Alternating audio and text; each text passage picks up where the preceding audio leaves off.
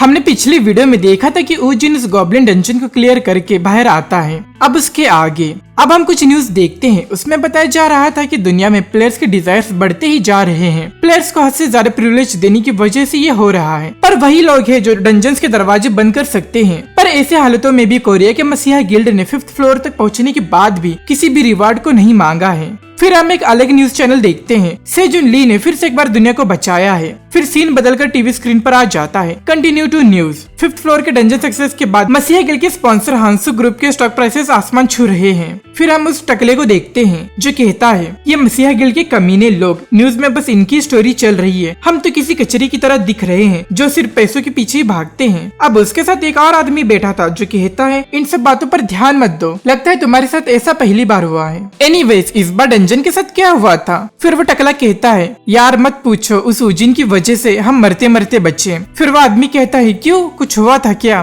फिर वो टकला अपनी चोट दिखाते हुए कहता है इस चोट को देख रहे हो, ये उस कमीने की वजह से हुआ है। फिर वो आदमी कहता है फिर वो रूमर्स वो सब सच है? वो टकला कहता है हाँ, और न्यूबी होते हुए भी उसे एक आइटम चाहिए था, इसलिए वो गॉब्लिन्स के झुंड में घुस गया और उसे बचाने के लिए मैं उस झुंड में कूद गया और इसलिए मेरी हालत ऐसी है। साला टकला स्लेब बास्टर्ड कैसे हीरो बन रहा है और अपने हीरो को बदनाम कर रहा है। चलो आगे बढ़ते हैं। फिर वो आदमी कहता है क्या, तब तो तुम्हें गिल्ड को बोलकर उस कमीने को सजा दिलाना चाहिए। फिर वो टकला कहता है अब छोड़ो जाने दो, सोचूंगा मैं ही अनलकी था, उसे शायद पैसों की जरूरत होगी। फिर वो डम बैस आदमी कहता है चाहे जो भी जरूरत हो, मैं अब ऐसे ही नहीं बैठ सकता, मैं ये बात हर जगह फैला देता हूँ जिससे कि वो अगली बार ऐसा कुछ किसी और के साथ ना कर सके। अब हम कुछ पेपर्स एंड फोटोज दीवार पर चिपके हुए देखते हैं जो मसीहा गिल्ड से रिलेटेड रिसर्च है। फिर यूजिन कहता है पिछले पास्ट की तरह इस बार मुझे सेजुन ली के कांटेक्ट में नहीं आना, उसके नजरों में आने से पहले मुझे स्ट्रॉन्ग बनना होगा। अब मुझे कनेक्शन के आखिरी पॉइंट से स्टार्ट करना होगा जो मुझे उस तक पहुंचाएगा। अब यूजिन और हंटर डंजन के ओनर के पास आता है और हंटर डंजन में जाने के लिए। अब एसोसिएशन के बॉस का सेक्रेटरी कहता है क्या तुम अपने कर्मों को सही करना चाहते हो जो तुम्हारे बारे में रूमर्स फैल रहे हैं इसलिए?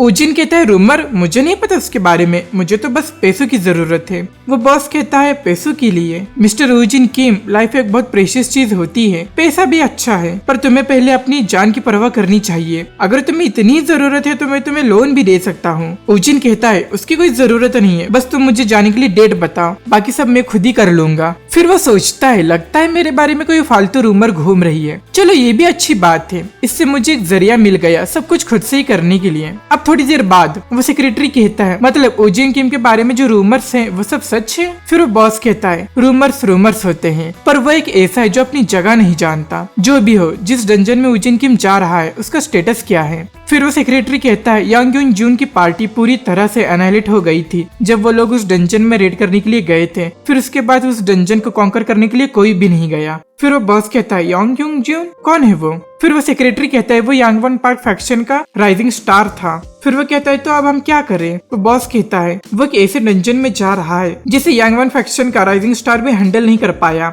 ये न्यूबी कोई आसान मौत तो नहीं मरेगा पर हमें नहीं पता कब क्या हो जाए, तो इसे हर तरह से सपोर्ट करो। फिर यूजिन ऊपर देखते हुए कहता है अगर हीरो को मारना है तो पहले विलन से हाथ मिलाना होगा। यूजिन अब डंजन के पास पहुँचता है, वहाँ डंजन मैनेजर उसे पुकारते हुए आता है। फिर वो कहता है क्या तुम सच में अकेले ही आए हो? फिर वो सोचता है हाँ, उन्होंने कहा था कि इसकी बहुत डर्टी पर्सनैलिटी है तो इसलिए इसे कोई और मिला ही नहीं होगा। फिर वो कहता है डंजन इस तरफ है। फिर वो मुंह बनाते हुए सोचता है क्रेजी बास्टर्ड, क्या ये सच में अकेले डंजन में जाना चाहता है? खैर मुझे क्या करना चाहिए, जिंदा रहे या मरे। फिर यूजिन डंजन में एंटर करता है। अब वो डंजन की कंडीशन को पढ़ता है और सोचता है कि ये सच में मेरे अभी के लेवल्स को देखे तो इसे हैंडल करना थोड़ा मुश्किल होगा, पर अगर मुझे एक ऑर्क मिल जाए जिसे सेक्रीफाइस करके उसे स्केलेटन सोल्जर में समन कर दूं तो सिचुएशन बदल जाएगी। तब तक उसके पीछे एक ऑर्क आ जाता है और उस पर अटैक कर देता है। अब वो पीछे देखता है और अटैक को डॉच कर लेता है और घूमकर उसी पर अटैक कर देता है। पर वो देखता है और सोचता है कि चाहे ये नॉर्मल ऑर्क है पर इसकी चमड़ी बहुत मोटी है जिसकी वजह से गहरे अटैक्स हो नहीं पा रहे। और जहाँ ऑर्क ने अटैक किया था उस जगह के देखते हुए वो सोचता है और उतने सारे फोर्स के साथ अगर वो अटैक एक बार भी लग गया तो मैं तो एक झटके में ही मर जाऊंगा, पर अगर बस मैं इसे एक बार मार सकूं और इसे एक स्केलेटन सोल्जर में बना दूं तो अकेले लिए इस डंजन को पार करना कोई कठिन नहीं होगा। अब वो फिर उसके सेकेंड अटैक को डॉच करता है पर उसके चेहरे पर लग जाता है और फिर उसे बचते हुए वो फिर उसी जगह मल्टीपल अटैक्स करने लगता है जहाँ उसने पहले किया था और फिर वो उसके दोनों पैरों को काट देता है। फिर वो ऑर्क गिर जाता है। उजिन कहता है बीस्ट जिसने अपने पैर खो दिए हो वो कोई डरावना नहीं रहता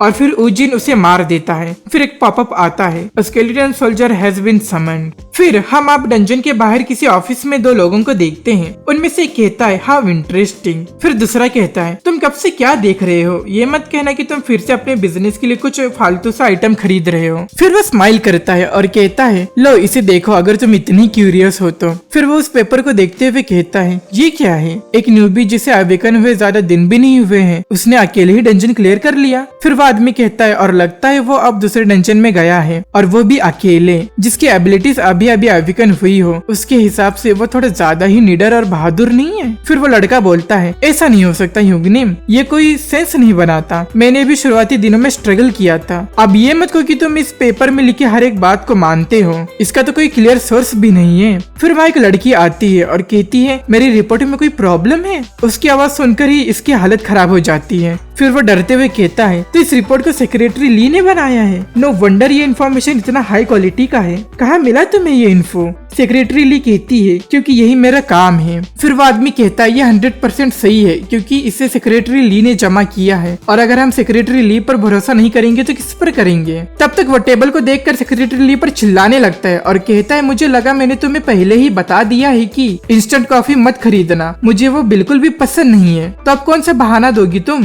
अब वो कॉफी पीते पीते अपनी आंखें धीरे से खोलती है और कहती है जब मैं फिनिक्स गिल्ड के साथ मीटिंग करने के लिए गई थी तब मैंने ये इंस्टेंट कॉफी वहाँ से उठा ली थी और वो रिपोर्ट भी रीयूजेबल पेपर से बना है। अभी आदमी पूरी तरह से पलट कर एक संत बन जाता है और कहता है sweet and tasty instant coffee is the best. Of course अगर इस दुनिया में हमने सेक्रेटरी ली पर भरोसा नहीं किया तो हम फिर किस पर भरोसा करेंगे।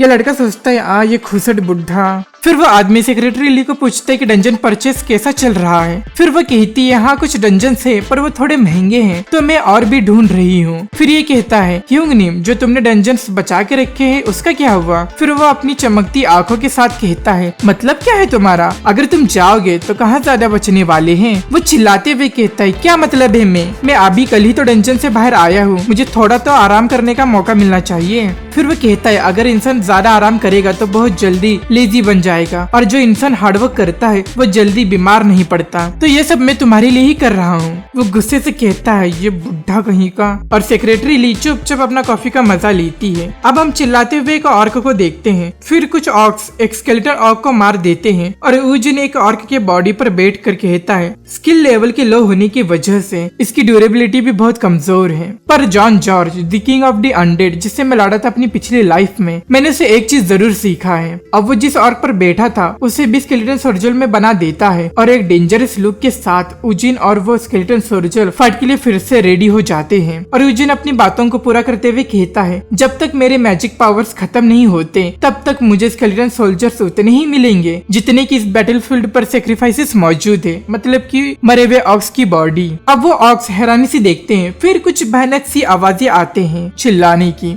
फिर पॉपअप्स आना शुरू हो जाते हैं। You have levelled up, all ability points will increase, poison blade skill is now level 2। फिर उजिन कहता है बस इतना ही, इस डंजन में लेवल अप होना थोड़ा कठिन होगा। अब मुझे नॉर्मल ऑक्स को मारने के बजाय और हंटर को ढूंढना होगा। फिर वो कुछ प्लान्स बनाते हुए सोचता है एक ऐसा क्रिएचर जो अपने ही लोगों को मारता फिरता है, मुझे लगा वो यहाँ इनका लीडर होगा पर लग नहीं रहा कि वो किसी ग्रुप के साथ है। अब बस एक ही जगह बचा है। तब तक वो ऑर्क स्केलेटन मैप को देखने लगता है। उजिन सोचता है क्या इसे कुछ पता है। फिर उजिन सोचता है कि लोकेशन जहाँ ऑर्क हंटर हो सकता है, अगर वो जगह है तो वहाँ ऐसा कोई भी यूजफुल मॉन्स्टर नहीं होगा मेरे सेक्रीफाइस के लिए। फिर जो स्केलेटन सोल्जर जो मेरे काम का होगा वो सिर्फ ये है। अब वो दोनों उठकर वहाँ से जाने लगते हैं और उजिन कहता है मुझे एक और प्लान के बारे में भी सोचना होगा। फिर हम कुछ ऑर्क्स की हड्डियों को देखते हैं। फिर हम देखते हैं एक ऑर्क दूसरे ऑर्क को घसीट रहा है और वो दूसरा वाला ऑर्क मर चुका था। फिर हम ऑर्क हंटर को पूरी तरह से देखते हैं जो एकदम डेंजर लुक के साथ है।